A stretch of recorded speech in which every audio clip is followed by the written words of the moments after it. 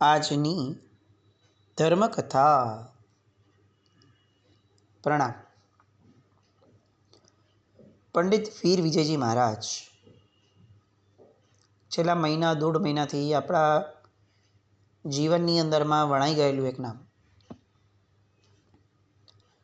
64 કર્મની પૂજા, 64 પ્રકારી પૂજા, એના દ્વારા એમણે જે ઉપકાર કર્યો છે આ જગત ઉપર. આવી તો અનેક કૃતિઓ એમણે રચી છે, પણ આપણને વિચાર આવે કે આટલી બધી કથાઓને સંયોજીને એમણે જે સંબોધન મૂક્યું છે આપણા બધા માટે,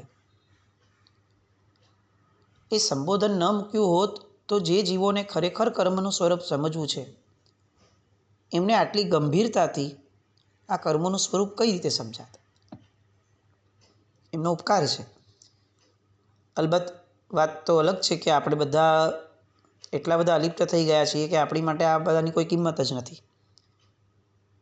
પણ આજે નહીં ને ક્યારે પણ પરમાત્માનું શાસન જ્યાં સુધી છે ત્યાં સુધીમાં જે જીવોને કર્મનું સ્વરૂપ સમજવું હશે અને કર્મના આધારે જીવનની ખરી મહત્તા સમજવી હશે, પરમાત્માના શાસનની મહત્તા સમજવી હશે, ત્યારે આ 64 પ્રકારી પૂજા એક માઇલસ્ટોન, એક લેન્ડમાર્કની જેમ એને સહાયક બનશે. આ એક દીવાદાંડી છે. આપણે જેટલું પોતાના જીવનની અંદરમાં આ સત્યને સ્વીકારતા સમજશું એટલું કદાચ આપણે સાર્થક્ય પામી શકશું.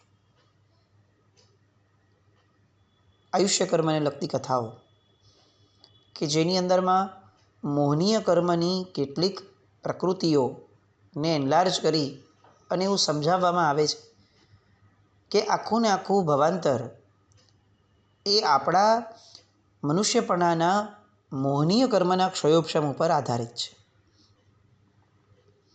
જો જીવ મોહનીયને નથી દબાવતો તો એનું ભવાંતર સુરક્ષિત નથી.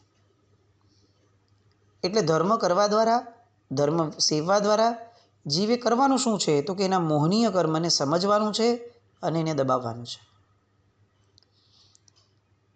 એક દ્રષ્ટાંત આપણે આસક્તિનું આજે ફરીથી કેરી ફોરવર્ડ કરીએ. ગઈકાલે 2 દ્રષ્ટાંતો આપણે જોયા. એક ગરોળીનું હતું ને એક શેઠનું હતું, નિંદાને લગતું, શેઠાણી નિંદાનું. આજે આપણે જોવું છે એવું દ્રષ્ટાંત કે જે દ્રષ્ટાંત આપણે ધર્મકથાની અંદરમાં પૂર્વે એકવાર લઈ લીધું છે, બહુ વખત પહેલાં, પણ એને ફરીથી થોડું બ્રશઅપ કરીએ. રાજગૃહી નગરી છે, વર્ધમાન સ્વામી ભગવાન છે, હજારો અનુયાયી છે. એમાં એક અનુયાયીનું નામ છે નંદ મણિયાર. પંડિત વીર વિજયજી મહારાજ સાહેબે આ કથા લખી છે એ એક માત્ર કારણ છે કે આપણે એને આજે લઈએ છીએ. આપણે કદાચ એકાદ કે 2 વાર આ કથાની અલગ અલગ પ્રકારની છણાવટ કરવાનો પ્રયત્ન ધર્મકથામાં કર્યો છે, પણ આજે એને આયુષ્ય કર્મના અને મોહનીય કર્મના આધારે જોવાનો પ્રયત્ન કરીએ. પૌષધ વ્રત સાથે અઠ્ઠમનું વ્રત કર્યું, ચોવ્યારા 3 ઉપવાસ. પૌષધ વ્રત છે એટલે નિર્જળા ઉપવાસ કર્યા છે. અને એના કારણે શું થયું કે ઉનાળાના કપરા દિવસોની અંદરમાં ગળું શોષાવા લાગ્યું. તપનું પચકાણ તો લઈ લીધું છે અને પારણું કરવા જેટલી તીવ્રતાનો ઉદય નથી, પણ ગળું શોષાય છે. શરીર છે, શરીર સંવેદના તો આપશે જ. એટલે મન સુધી એ સંવેદના પહોંચે છે કે હવે બહુ તરસ લાગી છે, બહુ તરસ લાગી છે. તપની અંદરમાં અતિચાર લાગે છે, પણ એ તપને અનાચારના લેવલ ઉપર લઈ જવા માટેનું દૂષણ હજી સુધી પ્રવેશ્યું નથી. એટલે મનમાં ભાવ થયો કે તરસ લાગી છે, પણ મન એવા ભાવમાં ન ગયું કે ચાલો હું પાણી પી લઉં. ના, મનને એ ધ્યાનમાં છે કે મારું તો વ્રત છે, ઉપવાસ છે, 24 ઉપવાસ છે. આ પણ એક એવી કક્ષા છે કે જે કક્ષાએ જીવ અટકી જાય. આપણે ત્યાં નીચે પડવા માટેની ઘણી બધી અલગ અલગ પ્રકારની બ્રેક ઇવન પોઈન્ટની વ્યવસ્થાઓ મૂકી છે કે ક્યાંક ને ક્યાંક આપણે અટકીએ, સાવ સડસડાટ નીચે પડી જઈએ એવું નહીં. અને એટલે અતિચાર નામની વ્યવસ્થા મૂકી કે ભાઈ તમે અતિચારની અંદરમાં જાગી જાઓ તો જીવનમાં ક્યારે અનાચાર નહીં કરો. અતિચારમાં વ્રતનું સ્ખલન થાય, જ્યારે અનાચારની અંદરમાં તો વ્રત જ ભંગ થઈ જાય. તો વ્રતભંગ પહેલાંનું એક પગથિયું છે વ્રતની સ્ખલના. આનંદ મણિયાર એ સ્ખલનાના પર્યાયમાં અત્યારે આવી ગયા. પાણી યાદ આવ્યું એટલે હવે પાણી ક્યાં ક્યાં હોય એના વિચારોમાં મગ્ન થયા. એમ વિચારતા વિચારતા આ જગતની અંદરમાં જ્યાં જ્યાં વાવડીઓ, કૂવાઓ, તળાવો છે, આ બધાને યાદ કરવા લાગ્યા. કેટલું બધું પાણી છે ત્યાં, કેટલું બધું પાણી છે ત્યાં. અને એના આધારે પોતાના 3 દિવસ એ પોતે કાઢવા લાગ્યા કે ભાઈ બહુ બધું પાણી છે એવું વિચારી અને મારી પાણીની જે તૃષા છે એને હું ઉપશાંત કરું. શમાવી તો નથી શકવાનો અને શમાવી પણ નથી પાણી પીને. વ્રત ભંગ કરવા જેવું પાપ તો નથી જ કરવું. આમ કરતાં કરતાં જેમ તેમ કરીને 8મનું તપ તો એમણે પૂરું કર્યું. પણ પારણું કર્યા પછીથી જાણે હવે મન એક ગાંઠ વાળીને બેસી ગયું કે જેમ મને આટલી બધી તરસ લાગી એમ લોકોને પણ કેટલી તરસ લાગતી હશે. મને જેમ પાણીની કિંમત તો 3 દિવસમાં સમજાણી છે, એમ આ જગતની અંદરમાં કેટલા બધા લોકો પાણી વગર ટળવળતા હશે. તો મારે મારા ધનને એ પાણી આપવાની દિશામાં વાળવું જોઈએ. મેં ભોગવ્યું છે પણ લોકો ન ભોગવે એવું મારે ધ્યાન રાખવું જોઈએ. મેં તો સ્વાધીનતાથી પાણીનો ત્યાગ કર્યો હતો, પણ આ જગતની અંદરમાં કેટલા બધા એવા હીન પુણ્યશાળી લોકો હશે કે જેની પાસે પાણી જ નથી, જેની પાસે પુણ્ય જ નથી પાણી મેળવવાનું. તો એ બિચારા તો બધા મને આ પાણી વગર ટળવળતા હશે. મારે એ લોકોને સહાયભૂત થવું જોઈએ. આ ભાવ મનની અંદરમાં ઉપસ્યો. પોતે કોઈને પૂછવું જોઈએ ત્યારે તો સાક્ષાત પરમાત્મા હાજર હતા. કોઈ પણ ગણધર ભગવંતને, પરમાત્માને સ્વયં આવું પૂછી શકાયું હતું કે સાહેબ મને આવો ભાવ થયો છે, તો આપને બરાબર લાગે છે, યોગ્ય લાગે છે, તો હું આ દિશામાં આગળ વધું. પણ નહીં પૂછ્યું. કેમ ન પૂછ્યું? એમની શ્રદ્ધામાં ખામી હતી? તો કે ના, એવું ન કહી શકાય. પણ પોતાનો જે અનુભવ હતો એ બહુ જ ઊંડે સુધી ઘર કરી ગયેલો. એને એટલી બધી વાર ઘૂંટેલું કે હવે એ અનુભવથી વિપરીત વાત વિચારવાનો પણ મનમાં શક્યતાનો ભાવ નથી. આ હું કોઈકને પૂછીને કરું, કોઈકની આજ્ઞા લઈને કરું, હું એમને આધીન છું, એ મતનો હું અનુયાયી છું, તો મારે જેમણે મત પ્રસાર્યો છે એમને પૂછવું પડે. આવું કંઈ ન થયું. કેમ ન થયું? કારણ કે પોતાનો અનુભવ એ મનમાં સર્વોપરી બની ગયો હતો. મેં જે ભોગવ્યું એ મારે લોકોને નથી આપવું. મારે લોકોને એ પીડાથી દૂર રાખવા છે. અને એમણે આ નિર્ણય કર્યો કે રાજગૃહિની આસપાસમાં જ્યાં જ્યાં એમને આ વાવડીઓ બનાવવાની તક મળતી હતી, પોતે લોકો માટે કૂવા અને વાવડીઓ બનાવી અને સુકૃત કરતા હતા. એમ કરતાં કરતાં એટલું બધું ગમવા લાગ્યું કે હવે એમણે એવું નક્કી કર્યું કે હું રાજગૃહી નગરીની બહાર એક વિશાળ વાવડીનું નિર્માણ કરાવું. એવી વાવડી કે જે આકર્ષક પણ હોય, લોકોને ત્યાં આવવું ગમે, લોકોને ત્યાં બેસવું ગમે, એવી એક વિશાળ આકર્ષક વાવડી હું બનાવું. આપણે વાવડીઓ જોઈ જ નથી. આપણા લોકોની બહુ કમનસીબી છે. સ્પેશિયલી આ જનરેશનની તો અતિશય દરિદ્રતા છે કે એને કેટલીક વ્યવસ્થાઓ જોવાની એને બિચારાને તક જ નથી પડી. એને નાયગ્રા ફોલ જોઈ અને એમ થાય કે આ જગતનું બહુ મોટું આશ્ચર્ય છે, પણ એને આવી વાવડીઓનું સ્ટ્રક્ચર જોવા નથી મળ્યું ને, એટલે એને આ આશ્ચર્ય નથી થતું. એને અત્યારના વિજ્ઞાનનું એન્જિનિયરિંગ જોઈ અને એવું થતું હોય કે ભાઈ વિજ્ઞાને તો કમાલ કરી નાખી. પણ એને પૂર્વજોએ બનાવેલી આવી ટેકનિક્સ કે જેના એન્જિનિયરિંગનો જવાબ આજે પણ એન્જિનિયર્સ પાસે નથી, એ જોવાની તક જ નથી મળી. કેટલી બધી આવી વાવ કે જે વાવ જોતાં જોતાં આપણને ખરેખર એવું થાય કે આવી કમાલ તો ક્યાં જોવા મળે. પાણીનો સંગ્રહ કઈ રીતે થાય, સ્ટેપ બાય સ્ટેપ પાણીનું ફિલ્ટરેશન કેવી રીતે થાય, પાણી વરસાદનું જળ કઈ રીતે અલગ રહે, બીજા વપરાશનું જળ કઈ રીતે અલગ રહે, પાણી વપરાયા પછીથી એનું આઉટલેટ કઈ રીતે અલગ જાય, આ બધી જ ટેકનિક્સ, આખીને આખી ગટરની વ્યવસ્થા, આખીને આખી સ્ટોરેજની વ્યવસ્થા, આ બધા જ પાણીઓ અલગ અલગ રીતે જ રહે, ક્યારેય એક ન થાય. પીવાનું જળ અલગ અને વાપરવાનું જળ અલગ. આપણને એવું લાગે છે કે આ બધું આપણે કરતા થયા, આજનું વિજ્ઞાન કરતું થયું. આજથી હજારો વર્ષો પહેલાં આ આર્ય સંસ્કૃતિએ આવી બધી ટેકનિક્સને તો બહુ સામાન્ય રાખી હતી. આજે પણ પાટણની વાવ, આવી કેટલી બધી અડીકડીની વાવ, આવી કેટલી બધી વાવ છે કે જે જોતાં જોતાં મન અચંબિત થઈ જાય કે આવું પણ સ્ટ્રક્ચર જગતમાં શક્ય છે. એ પણ એવા સમયે કે જ્યારે કોઈ મશીન્સ ન હતા, ખોદવા માટે કોઈ ઇક્વિપમેન્ટ્સ ન હતા, જમીન ખોદવા માટેના, એવા સમયે. તો કે હા, આ અમારા આર્ય સંસ્કૃતિની એક ઉજ્જવળતા હતી, જેને કોઈ ટેગ લગાડીને કે લેબલ લગાડીને અમે જાહેર નહોતા કરતા કે જુઓ અમે કેટલા બેસ્ટ છીએ. નમ્ર હતા. પણ એ વાવ આવી ખોદાવી અને વાવડીમાં ઉતરવા માટે ચારે બાજુ આકર્ષક પગથિયા પણ કરાવડાવ્યા. વાવડીને ચોરસ આકારની બનાવી, એની આજુબાજુ એમણે બગીચા બનાવડાવ્યા, એમાં સુગંધી અનેક ફૂલો પણ ઉગાડ્યા. અને આ વાવને વધુને વધુ સુંદર બનાવવા માટે જેટલા પૈસા વાપરવા પડે એટલા વાપરતા.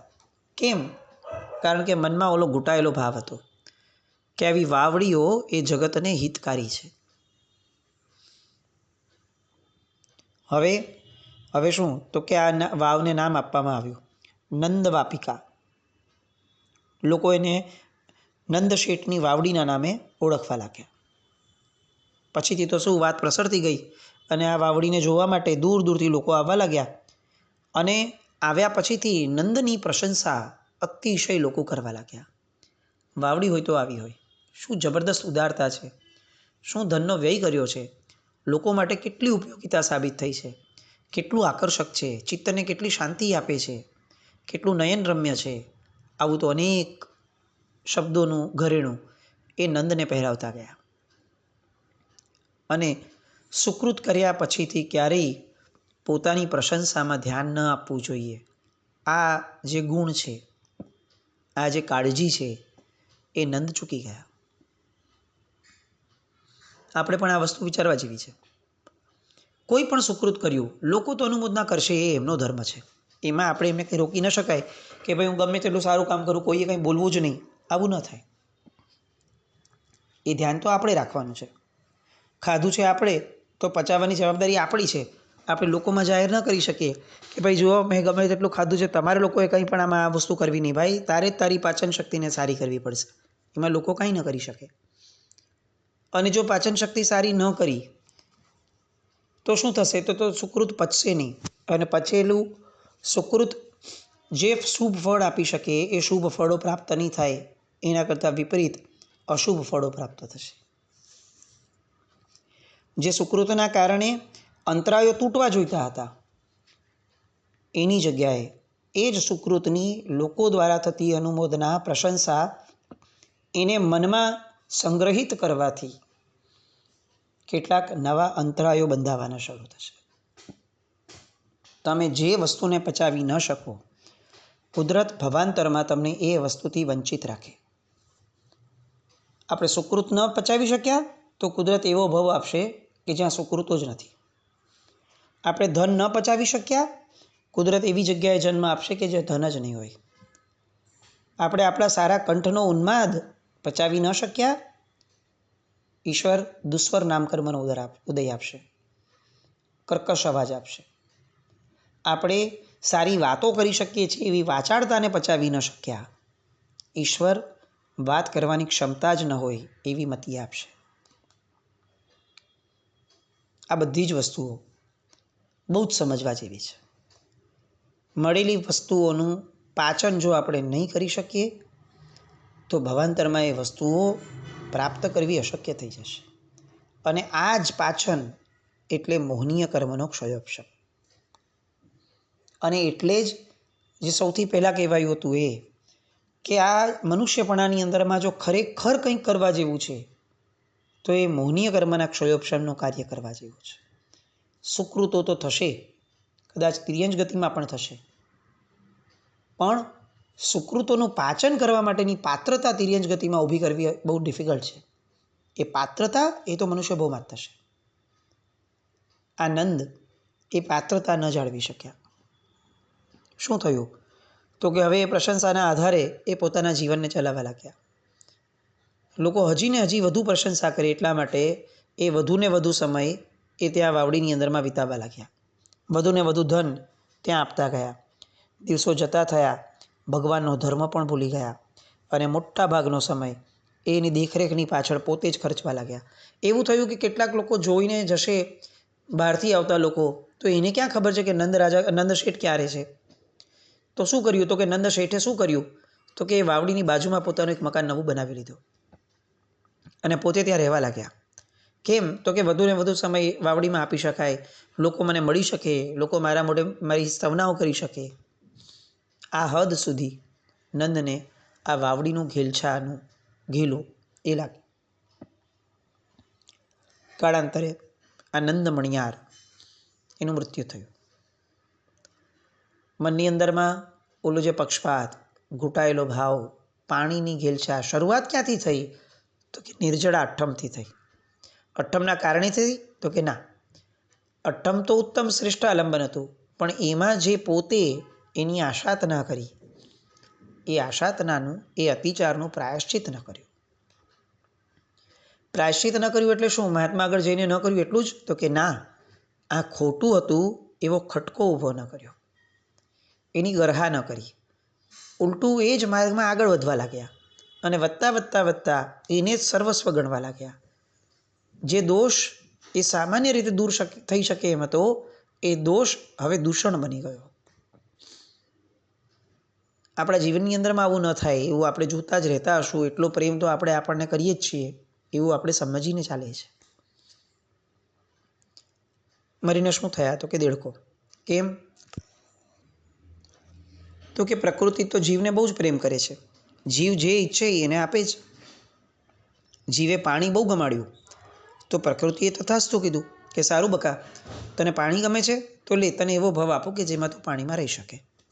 પ્રકૃતિને કોઈ વેર નથી, પ્રકૃતિને કોઈ પ્રકારનો ગુસ્સો નથી. એ તો પોતાના બાળકને કેમ સ્નેહ ન કરે?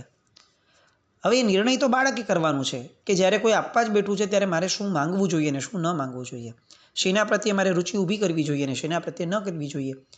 હવે બાળક ભૂલે તો બાળક ભમે અને ભમે તો ભમતો જ રહે. આનંદ એ દેડકા સ્વરૂપે જન્મ્યો અને એ જ વાવડીમાં જન્મ્યો, કારણ કે એ જ ગમતી હતી. કુદરત તો તથાસ્તુ કહેવા જ બેઠી છે. લોકો આવે છે, વારંવાર આ વાવડીને જુએ છે અને જોર જોરથી આવું બોલતા જાય છે કે આ નંદ મણિયારે એટલી સરસ વાટિકા બનાવી છે, એટલી સરસ વાપિકા બનાવી છે. નંદ મણિયાર, નંદ મણિયાર, નંદ નંદ નંદ. વારંવાર લોકો દ્વારા બોલાતો આ શબ્દ દેડકાની ચેતનાને અથડાયો અને દેડકાનું એ ચૈતન્ય જે છે એ વિચાર કરે છે કે ભલે બહુ દેડકાનો છે પણ આ શબ્દ કેમ મને આટલો બધો સ્પર્શે છે? આ એક શબ્દ સાંભળવાથી મારામાં ઝણઝણાટી કેમ થાય છે? મારું મન કેમ આકર્ષાય છે આ શબ્દ પ્રત્યે? અને દેડકાના ભવની અંદરમાં પણ એટલું બધું એ રિપીટેશન નંદ મણિયાર નામના શબ્દનું થવા લાગ્યું કે એને એની એ સમયની મતિને પણ જોર મૂકવાનું શરૂ કર્યું. આવું મેં ક્યાંક સાંભળ્યું છે, આ કેમ મને આટલું આકર્ષે છે?